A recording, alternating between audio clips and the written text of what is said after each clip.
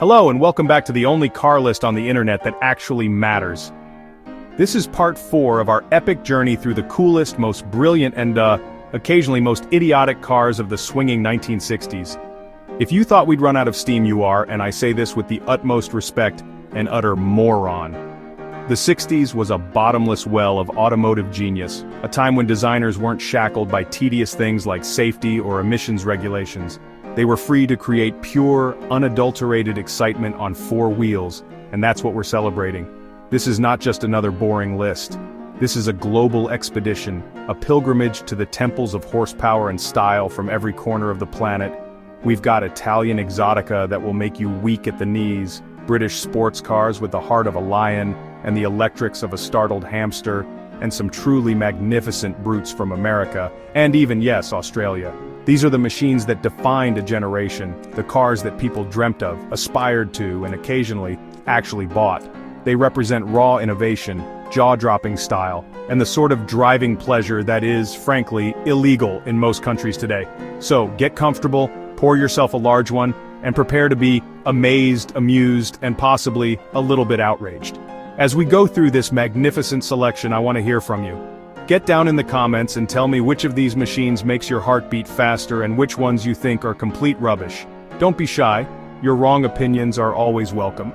And while you're down there, hit that subscribe button. You wouldn't want to miss the grand finale, would you?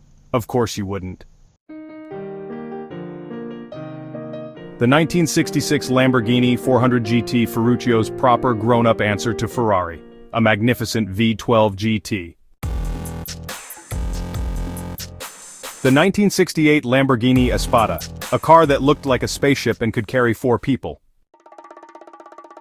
The 1962 Lotus Elan S4, it was small, light, and handled like a housefly, utterly brilliant. So here's something pretty cool, the 1966 Lotus Europa. This car brought a mid-engine layout to the road, which was just wild for its time. It's fantastically weird, and honestly wonderfully fast. Next up, we got the 1964 GMC Handy Van. Seriously, you could live in it, work from it, or, well, do other things, it's just that versatile. And now let's talk about the 1960 GMC 1000. This is a proper, no-nonsense pickup truck that just got on with the job, plain and simple. The 1967 Chevy C10 Stepside, a pickup so stylish you almost didn't want to get it dirty. The 1966 Chevy Impala, so good the whole world wanted one from Cape Town to London. The 1969 Ford Maverick, a compact, simple car for people who just needed to get somewhere. Chapter 10, the 1965 Ford Falcon Futura Sedan. Sensible, dependable, and just a little bit stylish. Your grandma loved it. Chapter 11, the 1965 Pontiac Parisienne Custom Sport, a Chevy in a Pontiac suit, made only for Canadians. Chapter 12, the 1966 Pontiac Grand Parisienne, even more luxurious and even more Canadian, a rare plush beast. The 1961 Land Rover Series 2, a forward control. You actually sat on top of the engine. It was, terrifyingly practical. The 1966 Land Rover Series 3B forward control, an improved version which, well, means it was slightly less agricultural. The 1968 Citroën Mehari, made of plastic, gloriously eccentric, and honestly just perfect for driving to the beach.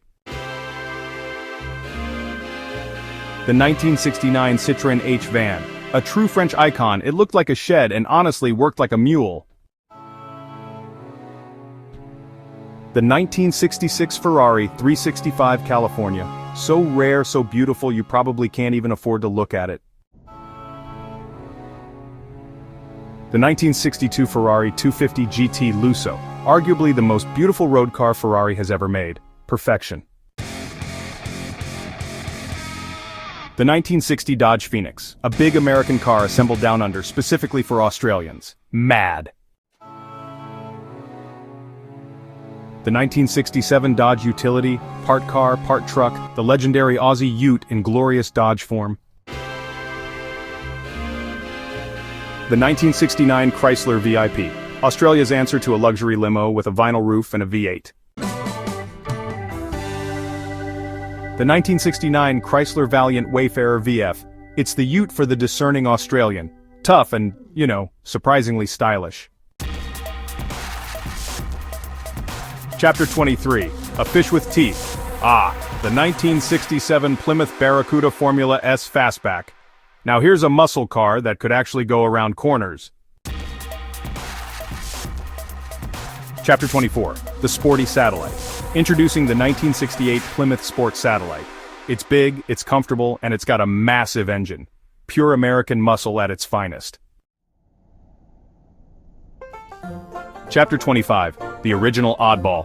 Let me tell you about the 1960 Jeep Forward Control. This was a pickup where you sat ahead of the front wheels. Utterly bonkers if you ask me. Outro until next time. Pow-ear! And on that bombshell, that's it for part 4. What a magnificent collection of automotive brilliance and oddity we've just explored. From the sublime beauty of a Ferrari Lusso to the frankly unhinged practicality of a Jeep Forward Control, the 1960s just keeps on giving. These weren't just modes of transport, they were statements. They were expressions of freedom, of style, of national pride, and occasionally of a designer who had clearly been sniffing too much glue. We've seen cars that were elegant, cars that were brutish, and cars that were just plain weird, and every single one of them is cooler than anything you can buy today. Now the important part, I need you to march down to the comments section and argue. Tell me which of these cars is the undisputed king of cool. Was it the impossibly exotic Lamborghini, the plucky little Lotus, or the honest, hard-working Australian Ute? Let the debate begin, and don't hold back. I want to see some passion, some controversy, and some properly terrible spelling. This is what the internet was made for, after all. Your engagement is the fuel that keeps this magnificent machine running. Finally, a huge thank you for joining me on this exhilarating ride, but don't think for a second that we're finished. Oh no, the best is yet to come. Be sure to hit that subscribe button and ring the notification bell because the grand finale of our 1960s countdown is just around the corner. And trust me, you absolutely do not want to miss it. There will be more power, more style, and more terrible opinions. Until then, goodbye.